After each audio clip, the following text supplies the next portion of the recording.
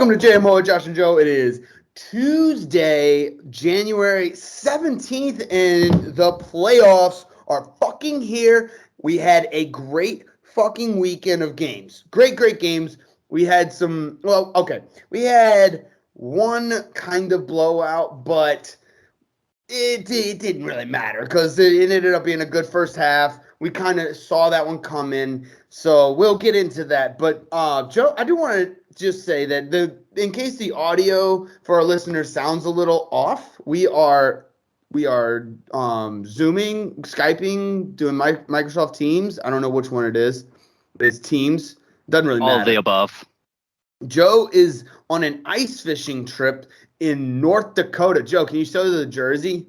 The jersey absolutely. There. Look at that. North Dakota, Fighting Sioux. Yeah. Anyways, if you ever been on an ice fishing trip, it's fucking exhilarating. But anyway, so yeah, he's in North Dakota. I'm in Louisiana. You know, we still make it work. It's playoff football, baby. You got to. It's playoffs. Okay. One thing I want to start with is this is good for us because we like this type of football. We like the ground and pound, the rah-rah type of football. Joe, I noticed this, but the team, so in the playoffs for every single game, the team with the most rushing yards won every single game except for one. Do you know what that one game would be? Was it the Bengals? Ravens? Ravens had more rushing yards than the Bengals, but the Bengals still won. Every other game, if you had more, the team that had the most rushing yards ended up winning the game. I think the playoffs, especially when you first get started, establishing the run is so important. I mean, we already knew it was important, but I think people focus too much like the Tampa Bay Buccaneers. Tom Brady threw the ball 66 times. Dude, they barely ran the ball, you know? I mean, I know it's a fascinating fact that, Tom Brady can throw the ball 66 times in a game, at his age. But just because you can doesn't mean you have to do it every game. No. No, you shouldn't. And honestly, you shouldn't. If you have to throw the ball 66 times, then go find a running back really quick. And they have Rashad White, who's a phenomenal rookie, and then they have Leonard Fournette, who's a fucking monster, and he's great in the playoffs. Should have been his time to shine. Yeah, use him. I don't know what was going on, and obviously we'll get to that. We'll get to that game, but I think teams need to focus on establishing the run. Do something. You don't have to come out with the run right off the bat. But don't you agree? At least be a dual threat somehow. Well, I mean, as you could tell with this playoffs, tensions were high. The nerves set in. That's just playoffs. That's playoffs for you. So actually, I kind of want to dive into the games. What else, do you have anything else as far as an intro goes? No, I was just gonna say, it just reinforcing your point. Running the ball seems to be less variables that can go wrong than passing the ball. And when nerves are setting in, more variables are going to take place. So, yeah, I agree. And as we go through these games, we'll notice that trend. For sure. So, the last thing I have is, we had two big man tutties on defense. Yep. Two big man touchdowns on defense. We'll get to those. But, yeah, so let's dive right into the games. We'll go in chronological order as they happen, starting with the Seahawks versus 49ers. I'm not going to lie. This might be the last time I ever bet against Kyle Shanahan. And it's not like I thought the Seattle Seahawks were going to win. I just thought they were going to cover the plus 9.5 point spread. It's a division game. And it's in the playoffs. Brock Purdy is starting his first playoff game. I don't know. I don't know what you bet, but I had the wrong bet there. It was not good. I was right there with you. Plus 9.5 Seahawks. I was like, give it to me all day. But I didn't take into account that, Deebo Samuel's leg was going to get twisted mid-game. And then, San Fran was just going to get pissed off and use that as motivation for the rest of the game. But So like, mad, dude. it's so mad. And that's the thing. Like at that point, they were still covering the spread at plus 9.5. But I don't know. You get that extra mojo, get that extra chip on your shoulder. Mm-hmm. Yeah, they just took away with it. I'm not gonna lie. So Brock Purdy starting the game slow that should not have been a surprise to anybody. It's his first playoff game. He's was the last pick in the draft. I mean, that's the nerves are going to get to you. You're a young kid. He had a bunch of overthrown balls. He actually had 2 balls that should have been intercepted. So if Seahawks could have it could have been a different story altogether, even though they were leading at halftime, right? I think Seahawks Yeah, were 16-14 because of yeah. that unnecessary hit. Yep. Dude, yeah, they both have weapons, but like because like DK Metcalf, he's a problem. He's going to continue to be a problem. Debo Samuel is a problem. Like the problem with the issue that the Seahawks ran into is they just ran out of talent, and the 49ers, they got talent all over the ball. Like it doesn't matter if you're on offense or defense. Even Brandon Ayuk was running the crispest routes and getting open. And it's like the Seattle Seahawks couldn't do anything because they had to account for Christian McCaffrey, they had to account for Kittle, they had to account for Debo Samuel. So there you go. And I think it was. Again, I'm a huge advocate for Kyle Shanahan being the coach of the year, just because what he's doing with just nobody as quarterbacks is phenomenal. But he does have weapons. But he knows how to use them. I think that's a big thing that people don't take into account, because I think there's some people like back in the 2010, the San Diego Chargers. They had the number 1 offense, number 1 defense. They didn't even make the playoffs. So I don't think it just because you have all the talent there doesn't mean you're guaranteed the wins. Like look at Brandon Staley, for instance. Yep. So I don't know what you Yeah. thought, but like the first half obviously was tight, but second half coaching took over. I feel like Shanahan is like the parent of a large family. And if you've come from a large family or know a large family, this makes perfect sense. But everything has to be fair. So, like, you know what? It's like each drive, it features a new player on that team because, obviously he's got studs all around. He's like, all right, you know what? First drive, Debo Samuel, we're going to feature you. You're going to get a lot of the, screen passes and running back or handoffs. And then, second drive, oh, McCaffrey, it's your turn. He busts off a good large game. So yeah, and then like you said, Ayuk was tossing the ball over to Ayuk. So it's like he's like, okay, everybody's got to have their fair share in this game, which just makes a nightmare for off or defenses trying to cover because they're like, oh wait, what's their game plan? It's like everybody's their game plan. You think Shanahan just draws a name out of the hat and it's just like, oh hey, we're gonna go with you on this drive, and then he draws the name out of the same hat. It's like, oh, we're gonna go with you on this drive. Okay, we're gonna go this one. This drive is brought to you by George Kittle, and then but I think one thing I noticed, I haven't really watched a lot of like full San Francisco games, but I have noticed Kyle Shanahan thrives off of long drives, just these drives that take up huge chunks of time, and that's the way he in the second half especially. It just seemed like San Fran had the ball the whole time, and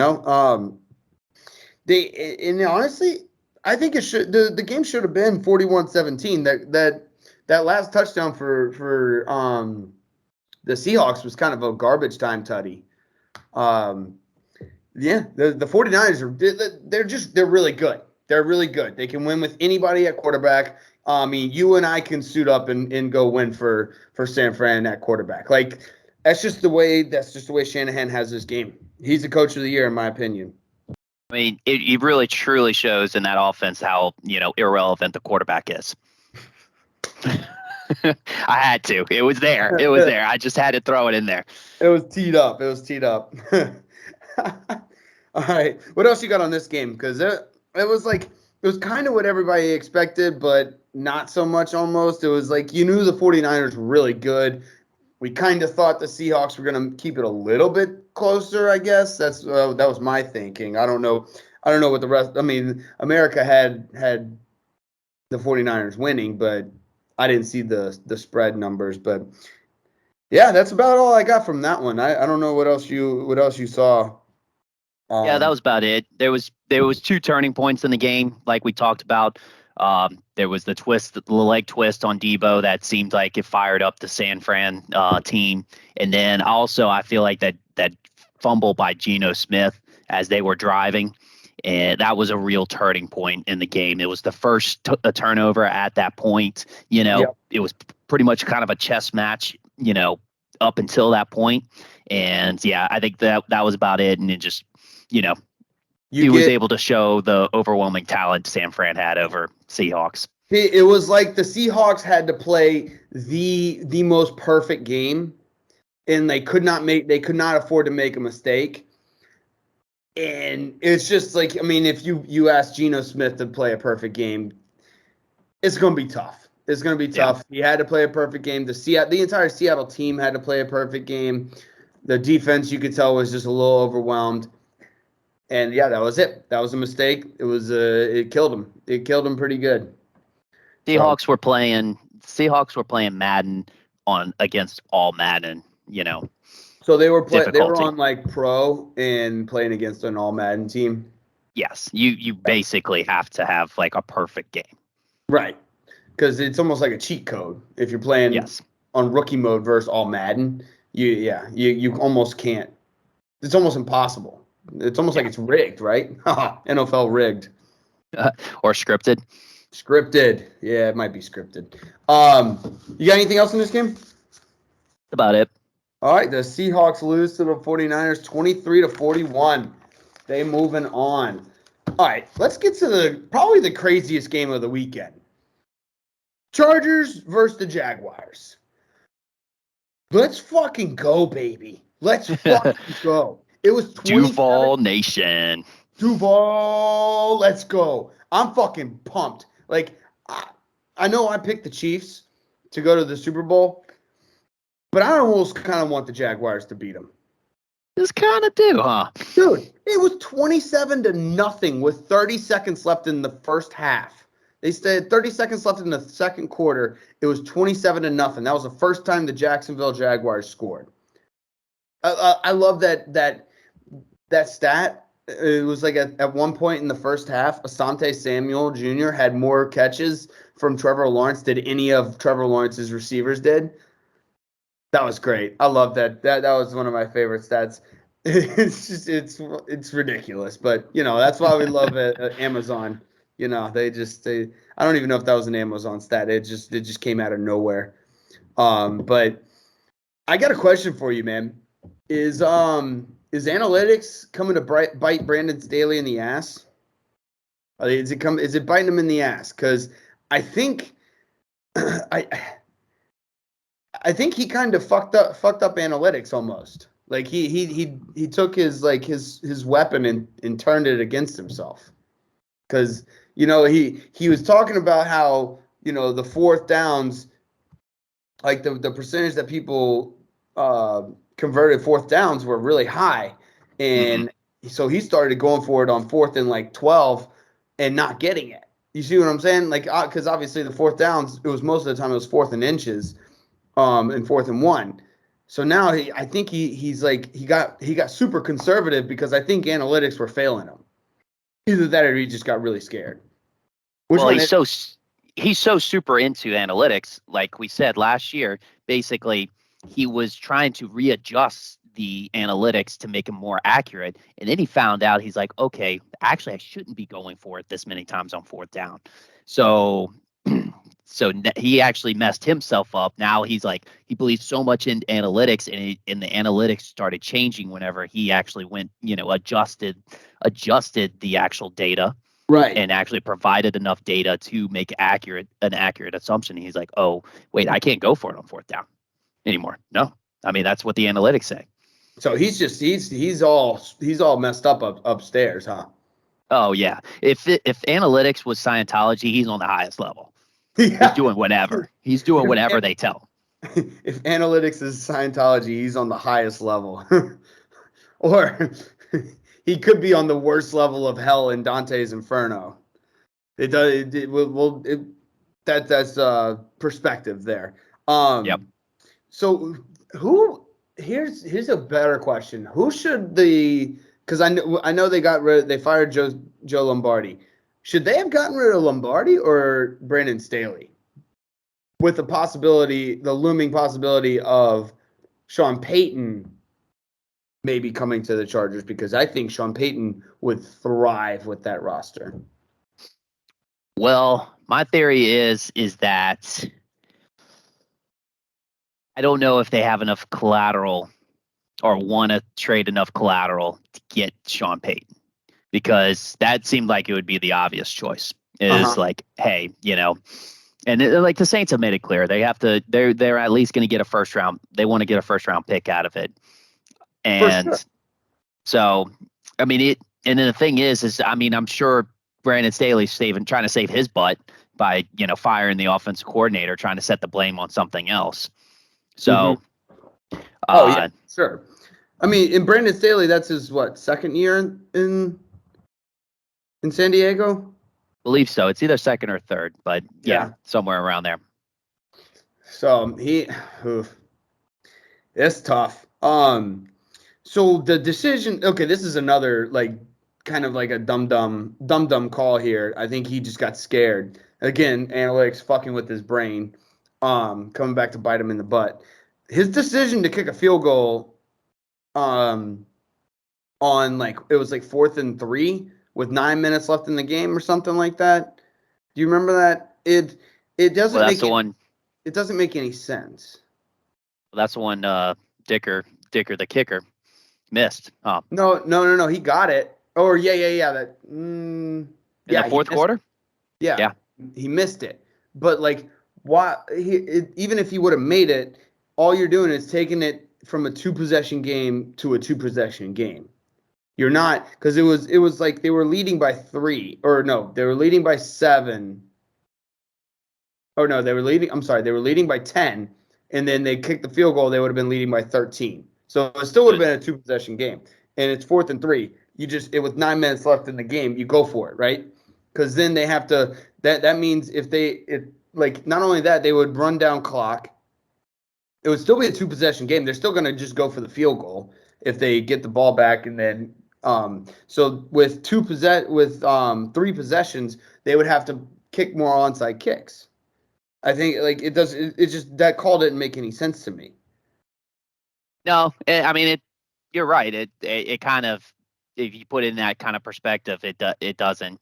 But you always run the risk too that if you don't convert the 4th down too, then what happens there? Then that's what I'm saying. You still have a 2-possession game, and they have to go drive it all the way down the field, give it back to you, and then they got to stop you, and then drive it back down the field and score again. Just one would have to be 2 touchdowns, one would have to be a touchdown and a field goal. So I don't understand that. I guess with the time being 2 touchdowns takes way more time to actually accomplish than a touchdown and a field goal, because we know touchdown, you kind of have to put a lot more time and effort into it. Defense is bend, don't break type of thing. Whereas a field goal, I mean, we know that only takes 13 seconds. Yeah, but that's Justin Herbert's not quite Patrick Mahomes. He's getting up there, but he's not quite Patrick Mahomes. But I mean, what I'm saying is a lot of times teams will play, if they're down by a field goal, they won't try for the touchdown. They'll just play for the field goal. You know what I'm saying? So I don't know. I think he should have went for it there. I think that was a bad call. But one thing I did notice, both these teams have giant athletic tight ends. So Everett and Ingram, holy shit, dude. Those are just giant monsters. They got they cashed out on the gene pool. Let's put it that way. Yeah, they're basically just overweight wide receivers for the most part, as far as their talent level goes. I mean, they definitely both can stretch the field. Jared Everett comes from my alumni, University of South Alabama. South Alabama, yep, big boy. Big boy. But I didn't. he was utilized a lot back at his time there. But yeah, no, just big time talents. Definitely. I honestly, it's like a good quarterback's heaven, I would say, Mm-hmm. for both of those guys. And I love how Doug Peterson's just been doing that. He's been just plucking guys that have like been just really good talents, but maybe just hasn't hit their potentials, like Evan Ingram and Zay Jones. It's like, oh, Zay Jones was a top 10 pick, back in the day. He had some Zay Jones had some bright spots. Like he had some really good catches. He had a couple of really good games. Dude, Yep. I think Doug Peterson's set. Like he's set down there in Florida. I know he's like I don't think he'll now he's got another 10 years of Trevor Lawrence, like bar an injury. Like what he's got nowhere he I don't think he leaves. He doesn't leave and I think he's like and he wants to win. Like that ballsy go for two call, like he knew they were coming back. He saw the future. And he's like, I'm gonna go for two and we're gonna win this fucking game. And like they going for two late in the fourth quarter, still down. Like I love it. I gotta respect it. I think that's another one that should be in contention for Coach of the Year. Like obviously, like Sirianni is probably going to win it, but Brian Dable, Doug Peterson, Kyle Shanahan, they should be in the conversation. Oh, it's definitely a crowded field this year. Yeah, There's some good. You can make an argument for some really good consideration for each of them. Yeah, dude, it's just crazy. This was awesome, and like I'm like you could just feel like if you just have like a feel for the game, like early in the second half, you just like I think they could come back and win this game. I think that like they I don't know what happened. The Chargers have Austin Eckler, right? Yep. Where was the run game where was the run game? Yeah, that's honestly what they were able to try to pin Joe Lombardi with, and and firing him as the offensive coordinator. But I don't know. I'd be a little hesitant to actually say that, because if it's the Chiefs and they accomplish it, basically it's like, oh, that's just Andy Reid's offense. He's just going to throw it on the last drive of the game instead of running it because he's going to be ultra aggressive.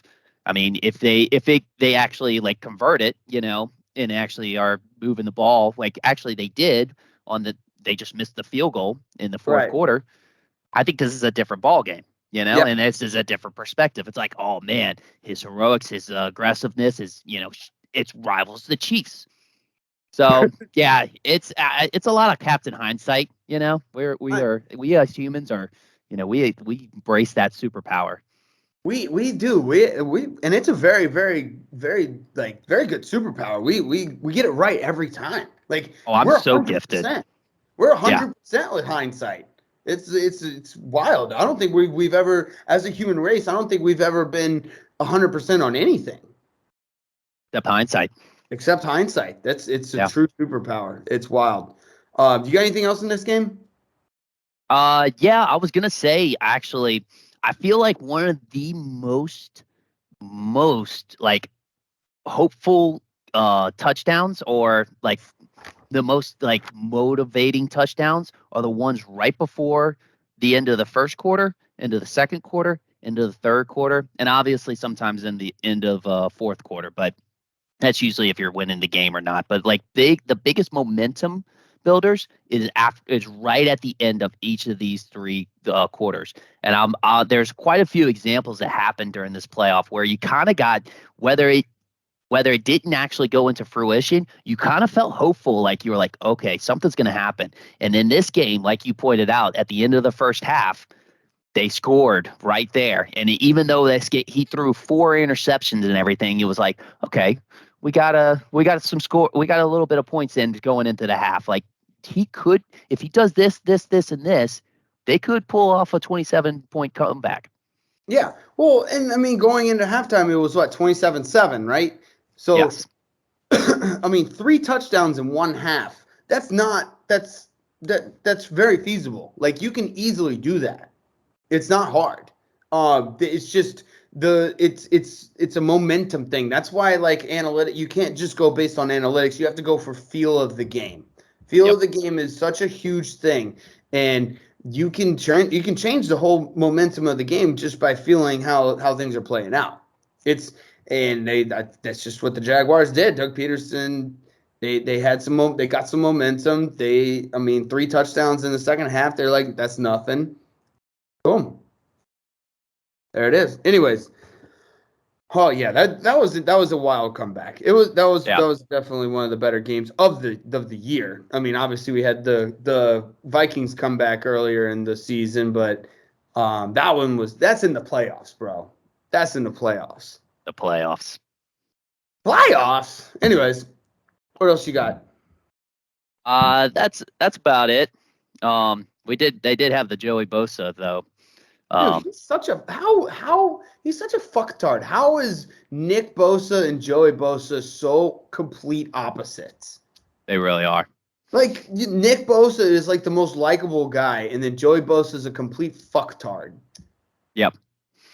Yeah, and he doubled down. He doubled down in the locker room. They had the locker room interview, and he was whining and complaining like, oh, if I say something to the ref, I'm going to get fined $40,000. But if the ref, blows a call, they don't get anything. They just go back and they go back in their locker room and they're like, haha, I got that fucking asshole. And he actually said that. He explicit language and all. Yeah. Oh, wow. Yeah. So yeah, he's a true class douche. So true class douche. The classy douche. I like it. Classy douche. Classy douche. That's about it. That's all I had for this one. Okay. Yeah, the Jaguars make an incredible comeback to beat the Chargers 31-30. Holy comeback. All right, let's get to Dolphins Bills. The Bills almost fucked around too much and almost found out. Yep. I think they almost fucked around a little too much and found out. This is a classic case of the Bills went up 17-0 very quickly and hit cruise control. I think they did it twice. Yeah. No. You're right. And I think they just they lost focus. It was a tale of different quarters. So alternate quarters. First quarter, Bills. Second quarter, Dolphins. Third quarter, Bills. Fourth quarter, Dolphins. And if I'm being honest, it was 31-34, and the Dolphins they had every opportunity to come back and drive and win that game, or at least tie it. So. Mm-hmm. Yeah. No, it was that. Yeah, because it was 17-0, and then got 17-7. And then Bills went back up 34-24. Yep. So yeah, no, it was crazy. Honestly, I would, with all the firing rumors that McDaniel's been facing, because he went 7-3 and then ended up finishing 9-8 type of season. Yeah. This was probably the best way to save his job without winning the game. Agreed. So, and also, I was watching this game. It seemed like Miami, the first half, was dropping the ball everywhere. Jalen Waddle couldn't hang on to a fucking ball. That man didn't have a touch until the fourth quarter. He didn't have a catch until late in the fourth quarter. This guy, he couldn't hang on to the ball. They had who else? Gesicki had a drop. They were just drops everywhere. Skylar Thompson did everything he could, and he actually played a decent game. And the Bills kept fucking around. They almost found out. It was wild. I don't know what else to say about this. I know, granted, okay, the first interception Josh Allen threw was his. The second interception was unearned. So I don't put all of that on Josh Allen, but he is the ultimate wild card. He's a wild card. You never know what he's going to end up doing. It's just some days he'll be, or some plays he'll just be so precise and he'll just throw the ball on direct. Stephon Diggs, great catch, blah blah blah. And then some days it'll be just he panics and I don't even think he panics. He might, but it just looks like he just like mashes all the buttons in Madden. You know, like when you're playing Madden and you just like you panic, so you just start pressing buttons, random buttons. It's just what he does. It's. I mean, it's fun to watch, but fuck, man, you almost lost to Miami. So Yeah. He's got to, yeah, definitely got to watch out. He probably just does that all the time, like mashes the buttons. He just, sometimes maybe it works and sometimes it doesn't. So at first we're just like, oh man, that's incredible. But then it's like, oh wait, what is he doing? So, but we didn't realize he's actually just a little kid just mashing the buttons the entire time. And just sometimes it works, sometimes it's incredible, and you're like, oh, this guy's super athletic. And then other times it's just like, what was that? That's what I was about to say. He's just athletic enough to be able to do it. Just like some highlights from that though. Stephon Diggs is so much fun to watch. He's like, do you remember we had a few weeks back, we were talking about guys like OBJ, Tyreek Hill, guys who just know they're better than everyone else on the field. So they hold the ball like a loaf of bread, or they kind of do weird things like that. Like most normal receivers, they're conservative. They'll catch the ball, they'll bring it in, and they'll go down with it, Whereas Stephon Diggs, I love it. He had a catch where he grabbed it and then threw it to Shakir right after he caught it. Like he got tackled and then threw it to Shakir. Like he just holds the ball like it's like it's a loaf of bread. He runs around people and just is so much better than everyone else. And the best part, he's one of those receivers that knows it too. So it makes it entertaining as fuck for all of us. I love it. It's I think it's hilarious. And then Dawson Knox's first touchdown catch was wild. That one-on one that like he went around the defender to grab. Awesome. Awesome. Yeah, I feel like the Bills, from here on out, really should not go up very big in games.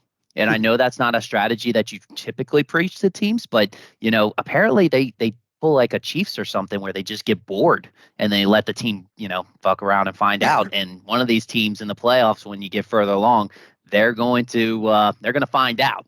Yeah, they're gonna make sure the Bills find out. Yeah. So no, I think you're right. He he might get bored. He might get bored. You were right about James Cook. James Cook is going to be a problem. He's going to be an issue next year. He looks good. He looks better than Devin Singletary. Let's put it that way. I just don't think he's earned the starting role or that many touches. And also earn the confidence of the coaches too. So I mean, like you said, they have, Devin Singletary, they even had Zach Moss on this team for quite some time and traded him because they were building trust in James Cook. So the more they build in him and he, keeps holding on to the ball, which, the first game he ended up fumbling it. Yeah. If you remember, of the season. So the more he builds confidence, I think he's going to wreak some havoc, and I think the Bills are going to want to kind of take things off of Josh Allen's hands a little bit, even though, he can do a lot. Right. So he might be one of my sleeper picks next year, or at least up rising stars for fantasy. It just seems like his attitude. He just wants to wreck people. He craves that contact. He wants the ball, and he just wants to put his head and shoulder into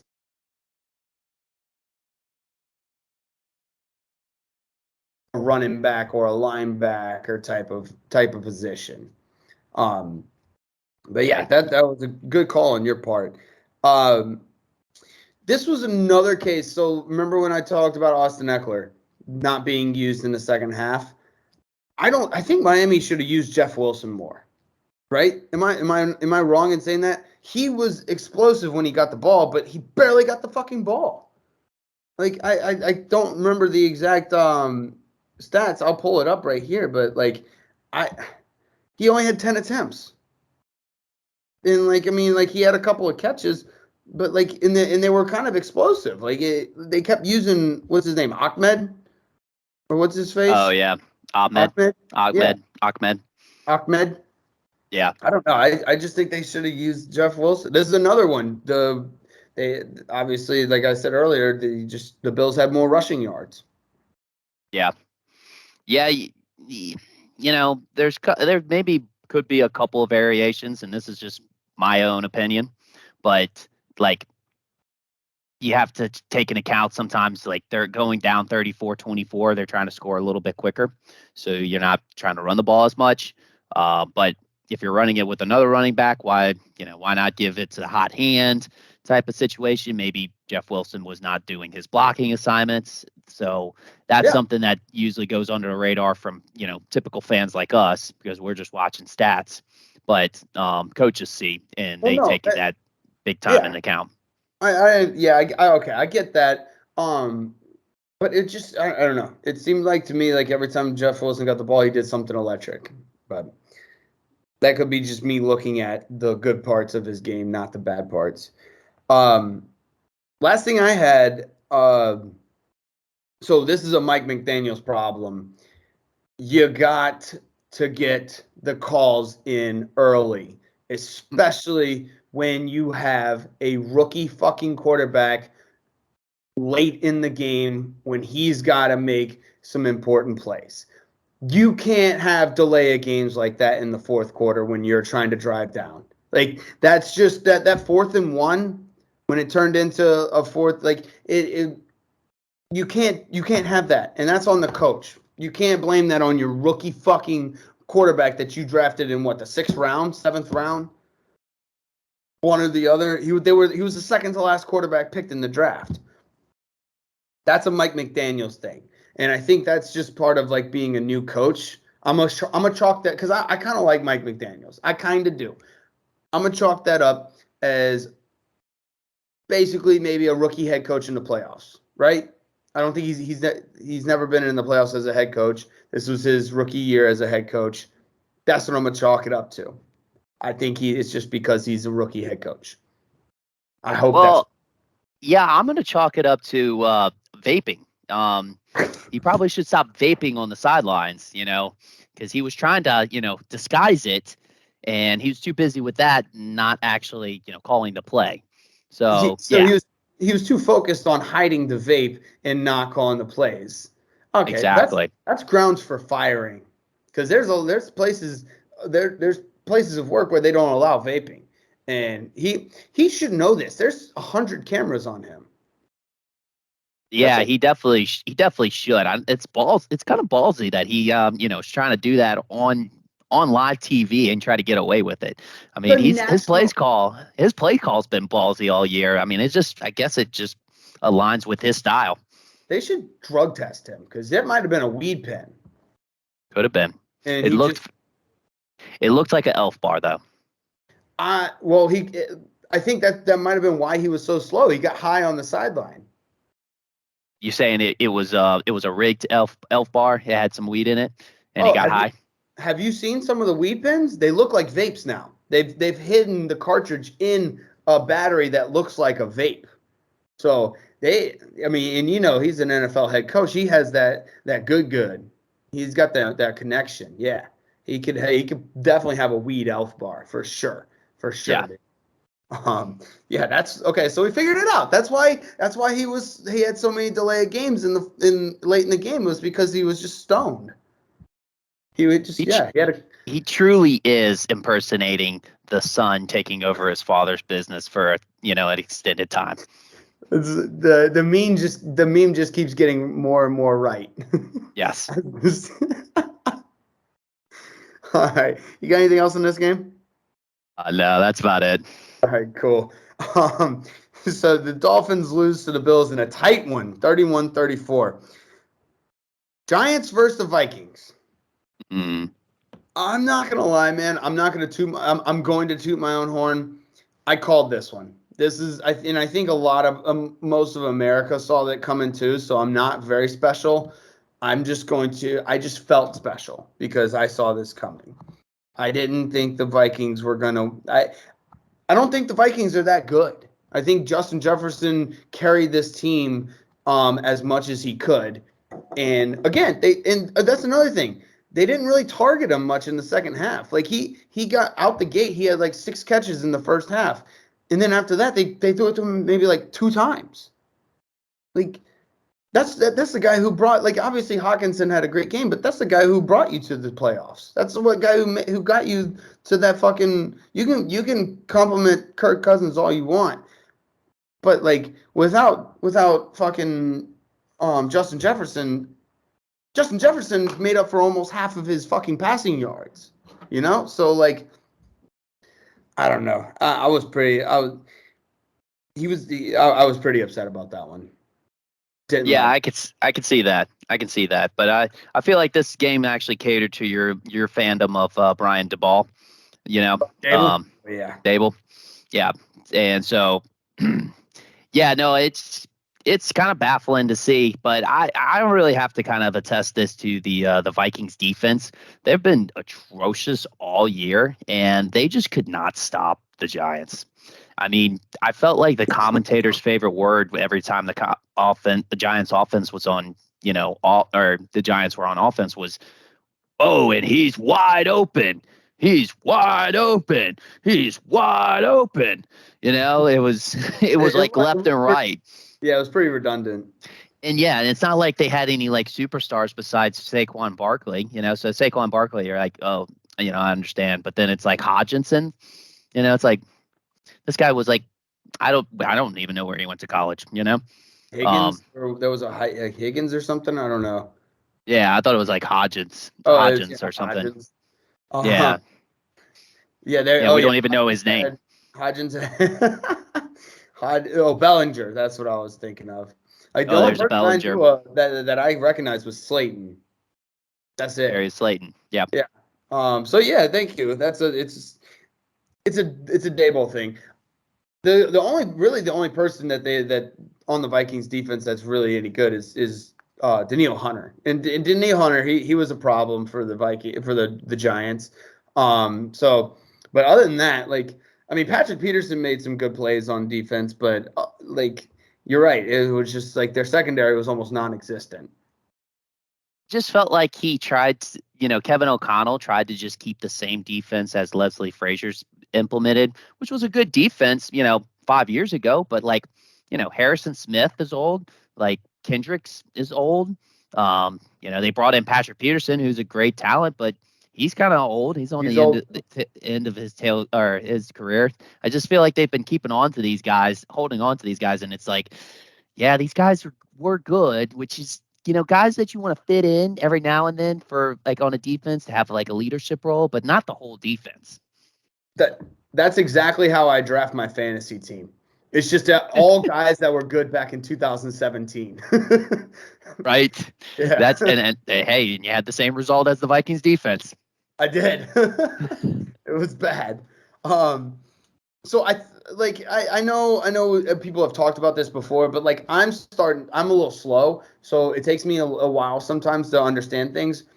But I'm figuring out that the reason why Daniel Jones is so good at running has nothing to do with Daniel Jones's actual athletic talent. It Really? has everything to do with kind of like a masquerade almost. Like it's almost like a facade. It's almost like it's a fugazi, it's a fugazi. It's not real. It's just all in people's minds that they think that he is Eli Manning reincarnated, so he is just automatically slow. And then he just surprises everybody every time he runs, and it's just like, oh, I didn't know he could run like that. I never spied, or I didn't take that into account, so I didn't plan for it. Yeah. That's why I think he does so well at running. I don't actually think he's that good at running. Yeah. No, nobody that I feel like I voted for in the last election, I would think would be some athlete that, could really run fast. He no, he's definitely that was my Chris Collinsworth, Oh, yeah, impression okay. for the day. But no, yeah, no, I guess that's what teams have been doing. Has been like, hey, look, yeah, you're just gonna have to beat us with your legs, and Daniel Jones is like, all right, Brian Daboll's like, all right, show him, go run, run, Daniel, run. That or oh yeah, he might have a Forrest Gump thing.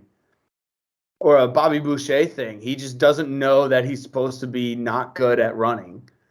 Mm. Like he hasn't figured out that he's not good at running yet. So, just that naiveness, like ignorance is bliss type thing, like he doesn't know it. So, but I don't know. Maybe ignorance just wins every time. So that might be just don't know how bad you are at something, and then you're going to be good at it. Done. Yeah, just ride the delusion until you make it. Yeah. Did you see that Lawrence tackle? It was it was a sack against Kirk Cousins. They called it a roughing the passer. What was he supposed to do there? He didn't land on him. He threw he tossed him. He didn't slam him on the ground. Like, whoa. What, like, and you know what? I get it. Getting mad about roughing the passer calls, they're getting old, but I think I get more and more pissed off the more and more that happens. So it's almost like it's something new for me every single time. People can say, oh, it's old, it's whatever, blah blah blah. No, that motherfucking shit gets me more and more ticked off because it gets more and more confusing. I don't know what the fuck it is. Nobody knows what it is.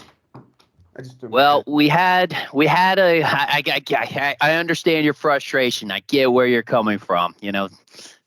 Typical like business like lingo right there.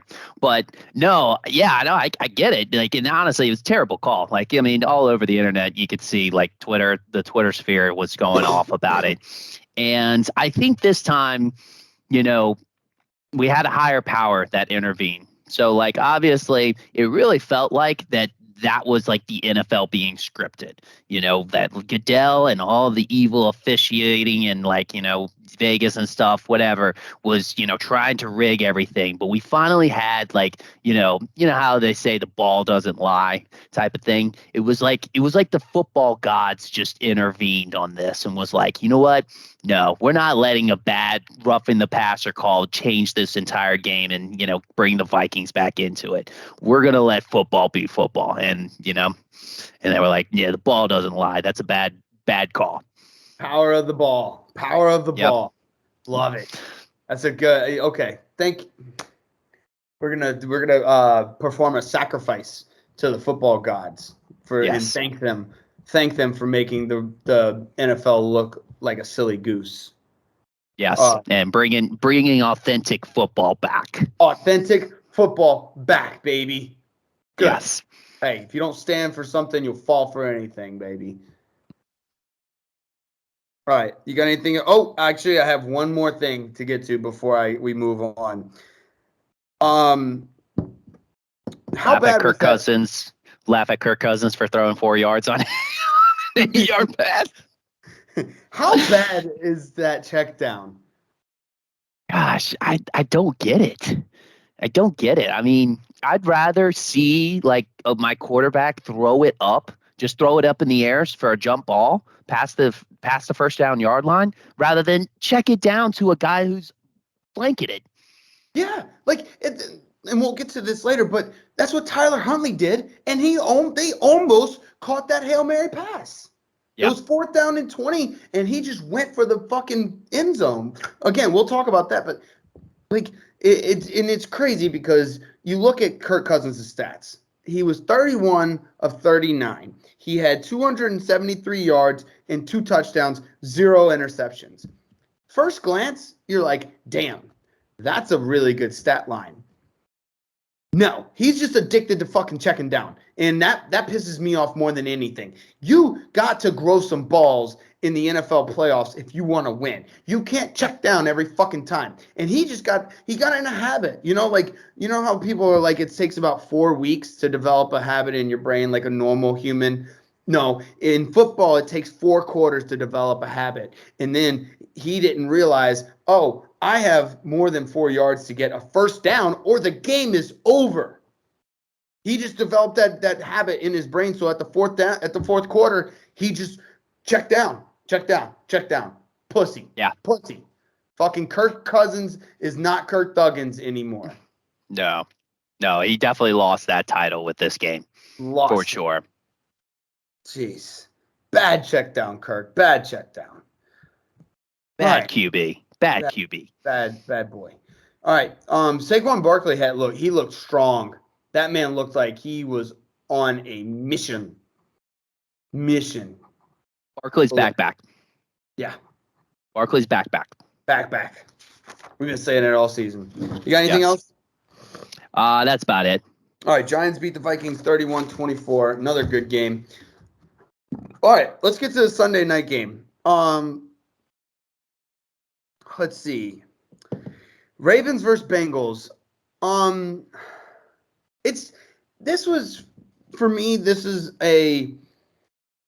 It's hard to beat the same team twice, especially if it's a really good team.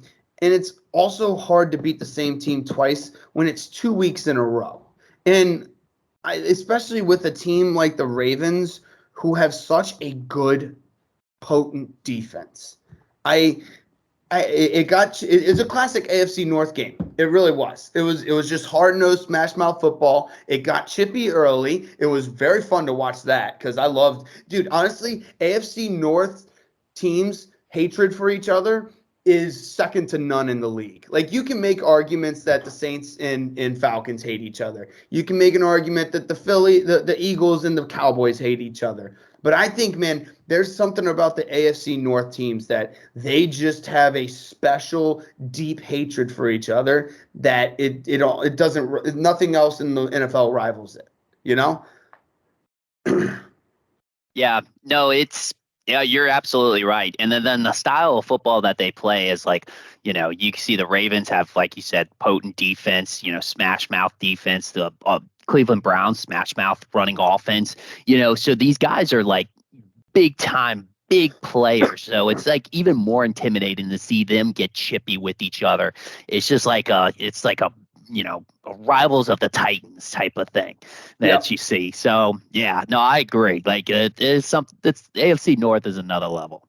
It's a different type of football.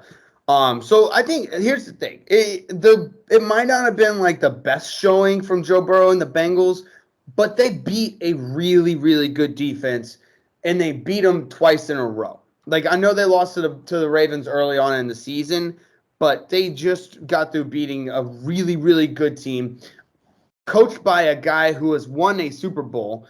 And the only knock on the Ravens was they started Tyler Huntley instead of Lamar Jackson because he was injured. I mean, Dobbins injured. Oh yeah, I know, right? That's a whole other can of worms we'll talk about in the off season. But yeah, I think that was the right move. I don't know about not traveling with the team because you saw he didn't travel with the team. I don't know if not traveling with the team was the right move, but being injured for that game was the right move. He gonna get paid. Gonna get paid. Yep. Like I said, J.K. Dobbins was running with a purpose. He had I think he had red in his eyes. He saw red. And yeah, Jamar Chase looked good. Did you see him on the first drive? That first touchdown drive, it was all him. Oh yeah, no, he definitely looks good. I mean, that's the thing about these Bengals. The Bengals is like they kind of are a well balanced team. We really kind of saw it with the defense this time around, and then like you said, I mean, when it comes to offense, it's either like Jamar Chase has a big game, T. Higgins has a big game, or Tyler Boyd has a big game, or Joe Mixon has a 52-point game. It's 52-point fantasy game. Fantasy game, yeah. Hayden Hurst comes up big too. Like he could just they have dogs all over the place with that team. Dude, how about the Bengals listening to our podcast? Thank you. Shout out. They listen to our podcast. Dude, we say, hey, let's just have one guy spy and punch the ball out at the goal line. When the offense is on the goal line and you're in your defense, spy and punch the ball. Just punch the ball. And guess what they did? Ravens were on the goal line. That was the turning point of the game, dude. It was like the big man scoop and score. He punched the ball out. He ran the ball like 97 fucking yards for the end zone. Like, It was there. Just listen to us. We laid the blueprint out, and Cincinnati listened to us. Yeah. So yes, we thank you for your support, Cincinnati. But yes, that was a freebie in return right there. So, but yeah, no, I mean, actually, I love the strategy that they did. So basically, what they had was they had Jermaine Pratt, the linebacker, who kind of came up initially, held Tyler Huntley, and then Logan Wilson came up behind him because since he was kind of stabilized in that position, he was able to punch that ball out. There was a lot of teamwork to it, and then Sam Hubbard was the one that scooped it up and ran it back. It was good for him. He's a Cincinnati boy, so that was a big time play for him. Big But moment yeah, for him. big moment. But yeah, they listened to our podcast. That and We people were made it saying, big time. We made it yeah, big time. we did it. That's it. We can retire happy now. People were saying like the Bengals got lucky and like the Ravens no the Bengals have always, and we talked about this either last week or the week before. The Bengals defense has always been scrappy. They have always been good. They've always wrecked shit. Henderson, or is it Hendricks or Hendrickson? Trey Henderson. Hendricks. I think it's Hendricks. I don't remember. Anyways, he wrecks havoc in the fucking just everywhere. And what was I gonna say? Who was it? Um, they have a decent secondary. Like I know, like, and here's the thing: Tyler Huntley didn't have that bad of a game. He was 17 and 29, 226 yards, 2 touchdowns. Yeah, sure, he had the interception, but like, what do you expect from a pretty much a third string quarterback? You know, I know he's not technically on the roster, but I don't know. He just again, this was the only game where the Ravens rushed for more yards but lost. So I think they had like John Harbaugh did what he could with what he had. I just don't. I don't think. I think they were just never. They weren't going to be able to beat the Bengals, not without Lamar Jackson. Yeah. No, I definitely wanted to do that. I wanted to give props to Tyler Huntley. I mean, played a heck of a game, kept him in it. And then honestly, like you said, like we talked about earlier, that last play, he gave him a chance, you know? I mean, I think if the wide receiver Proch, I can't remember his name, but yeah, if he makes a little bit of effort to get behind the defense a little bit more because he kind of was hesitant to see what would happen. Yeah. You got to get closer into that pile. If he gets closer into that group of people, I think he catches that ball. I do too. He was like this close. He was very, very close to catching that ball. We were that close to having a tie game going into overtime. That would have been wild because at that point, like overtime and in the playoffs, any man's game. Any man's game. Do we know the new rules? Do you know the new rules? Because they obviously can't do ties. The rules. I think there's new rules for the playoffs, overtime playoffs. Should be the same. It should be the touchdown, you game over, field goal continues. What if that quarter ends in a tie? Do they go into another quarter? Oh yeah, it should go into another quarter. Another quarter. Okay. I knew they changed up the rules. I just can't remember what exactly they changed up. But yeah, this game, it was. I don't really have too much else on this. The Bengals, they're good enough to find a way to win anyway. Kudos to the Ravens for putting up a really good fight, especially without their star quarterback. Yeah, that's about all I had. Good. And again, kudos to Tyler Huntley for actually fucking chucking it up and not checking it down. Yes. You got anything else in this? That's about it. Alrighty. Ravens lose to the Bengals 17-24. Let's get to the last game. This, bro, the Bucks didn't even look like they wanted to fucking be there. They didn't look like they. This goes back to the Ted analogy, that you had 2 weeks ago. Whereas, you know how, remember in the movie Ted, he's like doing anything and everything he can to not get the job. Yes. That's exactly what the Tampa Bay Buccaneers did. And basically everyone in the NFC South. But Tampa Bay Buccaneers, they were just like, fuck you, I don't want this job. And they're like, ha, you're hired. It's like, fuck you, I don't want to be in the playoffs. Ha, fuck you, you're in. Yeah. They were just playing flat. The defense was playing flat. Like even Devin White, I love Devin White, LSU boy. there was a blitz that looked like, I don't think, there's no way it was a delayed blitz. And it took him so long to get to the line of scrimmage that it looked like a delayed blitz. It wasn't a delayed blitz call, but it looked like a delayed blitz.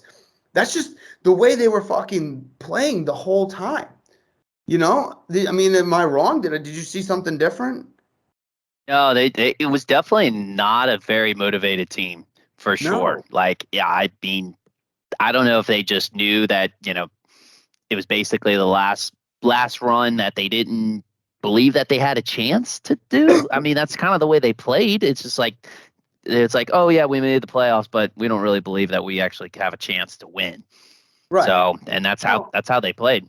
I do want to give credit to the Cowboys now, because especially Micah Parsons. Dude, Micah Parsons, that man has the same aggression as a pissed off lesbian, dude. He just gets to the fucking line of scrimmage and I don't understand how he does it, but he just finds his way through anything and everything. He'll move him out of the way. He'll hit him. He'll dodge him. It doesn't matter. He just gets to the quarterback. Or at least into the backfield. He gets there. Yeah. It's unreal. I don't understand how he does it. But like the Cowboys played a really good game. I want to bring everyone down a peg because the media, everyone is sucking the Cowboys' dick right now. And I want you to just take a step back, maybe just give them a hand job. Don't go in for the Gluck Gluck 3000 just yet because Tampa Bay is not a good team. They look good against a bad team. Okay. Yeah. Tampa Bay is not that they were the winner of the NFC South, arguably one of the worst divisions that we've seen in the NFL. Bad team. Stop giving the fucking Cowboys a blowjob. Give them an over the pants handy. Okay. Shit. I'm sick of this fucking this Cowboys hype. It's ludicrous. Yeah, no, that was just all it was a big sucker draw for Vegas. If you notice the bets, percentage of bets against the spread, it was 76% were Tampa Bay. Yeah. For a -2 spread or a +2 spread for Tampa Bay. It was a big money grab. I mean, they got everybody. They roped them in. They did the advertising of the stats. Tom Brady 7-0 against the Cowboys. Like any other years, like any relevant to this year right now. They also showed like the different things like, oh, Dak can't win in the playoffs, yada yada. The record of the Cowboys in the playoffs. They roped everybody in. They lured them in, and they just yanked it. They yanked that hook and just got them all for their money's worth. Did you see that other stat that they threw out there? Tom Brady, obviously the streak ended, but since 2013, he has won every other Super Bowl, and this was the year he was supposed to win it. Yes. Yep, that was another one. Dude, Vegas is genius with that shit, man. They'll throw out all these stats if they want something to go one way, and obviously Vegas knows everything, and they know it's going to go a different way. It's brilliant. It's brilliant. It's exactly what you need to do if you're in their situation. If you're putting on any type of bet, you just steer it in the way you think it's not going to go. Yes. That interception by Tom Brady, I'm not going to lie. Remember when they were driving in the end and they were in the red zone? It was his first red zone interception as a Tampa Bay Buccaneer, which again another stat that is just dumb. Like we don't need that, but we love it. we don't need it, but we love it. Well, we'll still eat it. It's not like we love the stat, but we'll eat it. We'll eat it up. Yeah. That was the game changer. Like they were already out there flat-footed. But I think if they score a touchdown there, they might be able to get a new mindset. And it just it didn't have that feeling. Obviously Brady's come back multiple times in his life. He had arguably the best Super Bowl comeback of all time. Like it just didn't feel like he was going to come back. It was like there's some games where all right, Brady's locked in. He's coming back. This one did not feel that way. It just didn't seem like it was Brady even wanted to be there, which is weird.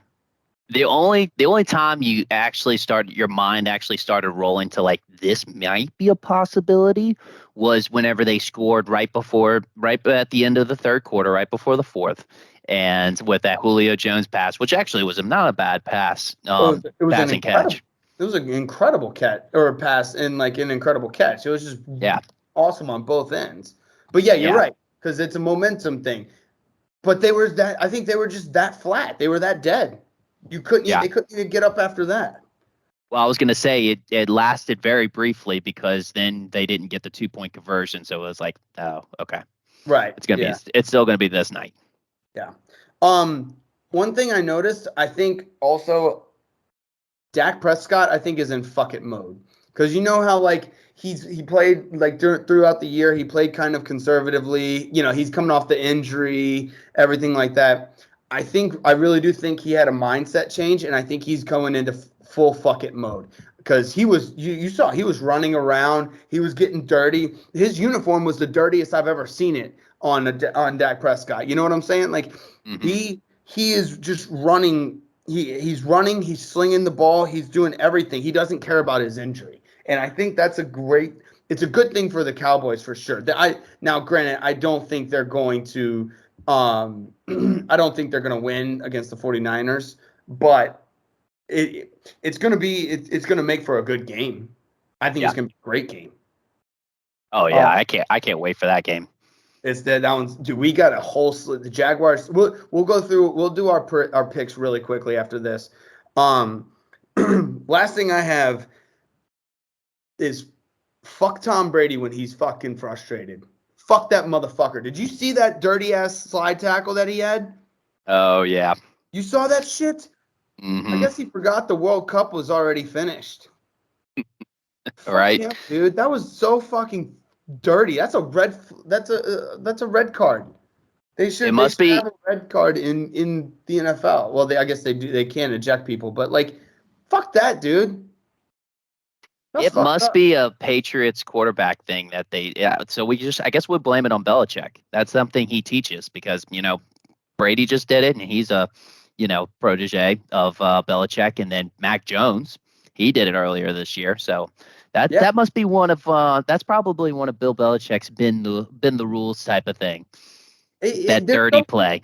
Yep, there's something about those really great quarterbacks. They bend the rules. Like because Mike Krzyzewski always had the Christian Leightoners, the Grayson Allens that would be just the dirtiest fucking players. So maybe there's a reason why they're great. I'm not throwing out anything. I'm not trying to say that they're not great, but maybe Deflategate, the spying on stealing other people's signs. I don't know. I'm just saying. Maybe there's a reason. But yeah, do you got anything else on this one? Oh yeah, we got to talk about. I mean, we got to laugh about Brett Maher and his 4 missed extra points. I forgot. I have it down. I have it down in my notes, but it's off to the side because I was trying to get to it earlier, but I forgot about it. My favorite part was watching Peyton Manning almost have a brain aneurysm watching Maher miss those field goals. I was watching the Manning cast. Did you watch them or you watched the normal broadcast?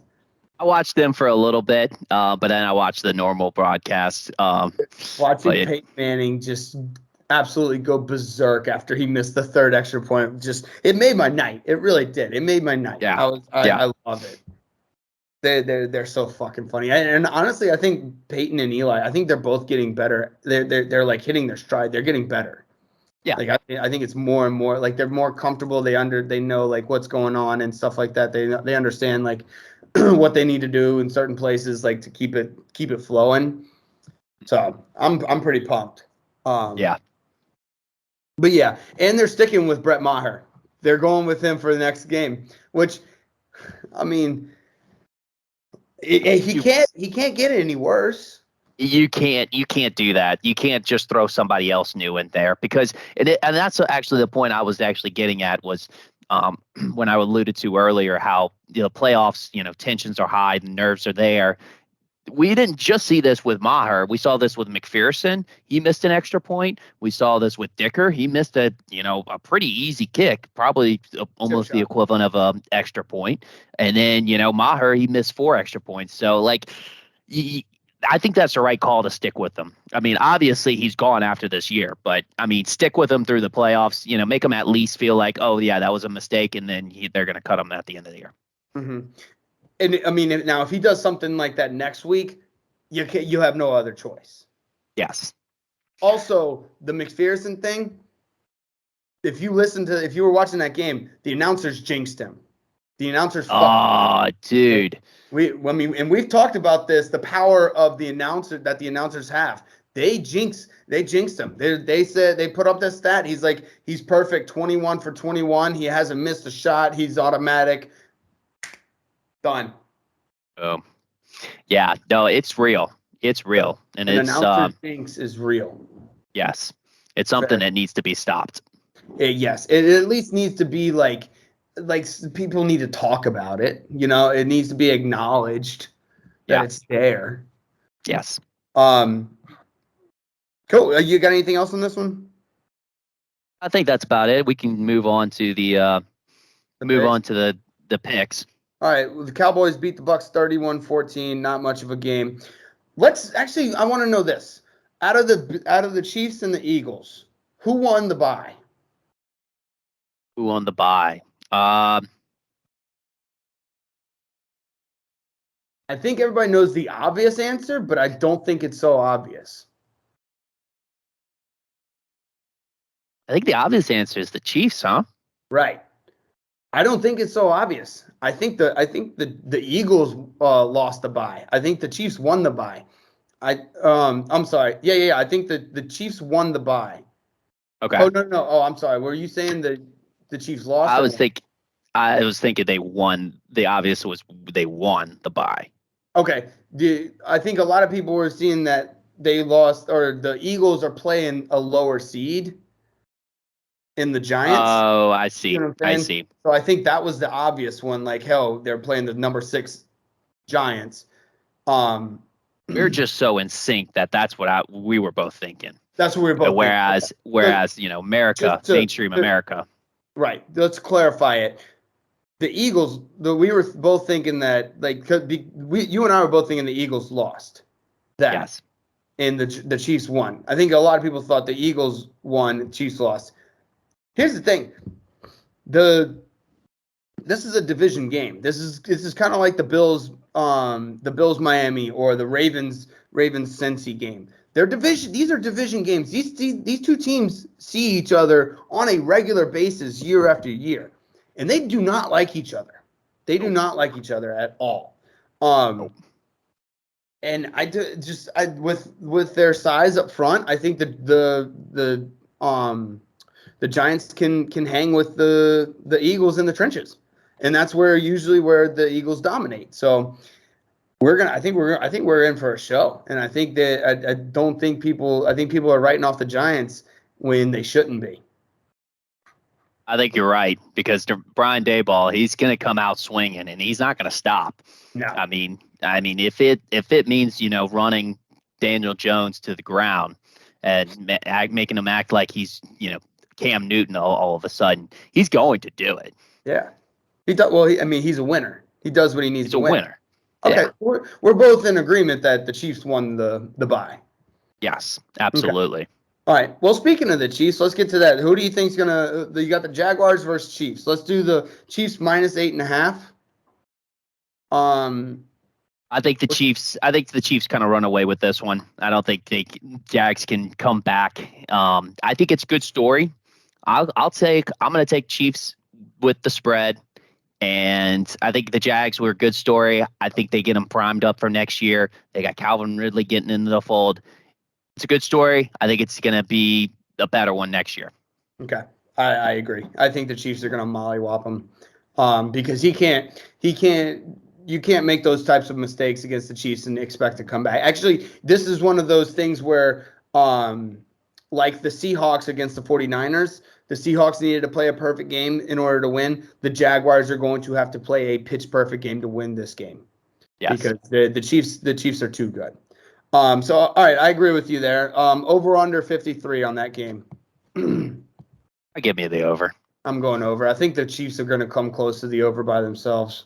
I really do think they're going to put up like like close to 40. So 40 something. Yeah. yeah. All right, Giants Eagles. Eagles minus 7.5. Give me the Giants. Yeah, I'm going with Giants too. Dude, we are in sync. Over Yes. under 48. It's like we're brothers or something. Yeah, right? Like, geez. Somebody look into that science. Yeah. Over under 48. Give me the under. I think I'm going with that too. All right. Bengals Bills. It's a neutral site, so it's Bills minus 4.5. I think I know what you're gonna pick, and I know what I'm picking.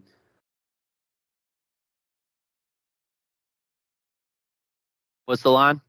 Bills minus 4.5. Give me Bengals. I might say Bengals money line. Oh, I'm going Bengals money line too. Dude, Yeah. I had Bengals money. I think the Bengals are going to win this game. I think that they're going to capitalize on Josh Allen's mistakes because it's just classic Josh Allen. He's really good, but he's going to make mistakes. The Bengals are going to capitalize on him. Joe Burrow's not going to. He'll throw his one or two interceptions, but I think the Bengals are going to win. Over under 48. That's an easy over. Easy over. Easy over. All right. Cowboys at 49ers. 49ers minus 3.5. What do you think? This one's 3.5. Yeah, minus 3.5. It's kind of tough. I think I almost want to. I think it's going to be a close game, and I almost want to go Cowboys plus 3.5. No, give me San Fran. San Fran. Okay. Yeah, I'm gonna say San Fran on this one. They're at home. Yeah. Yeah, give me San Fran spread. Okay. I think San Fran's going to win, but I think it's going to be really close. Over under 46.5. Over.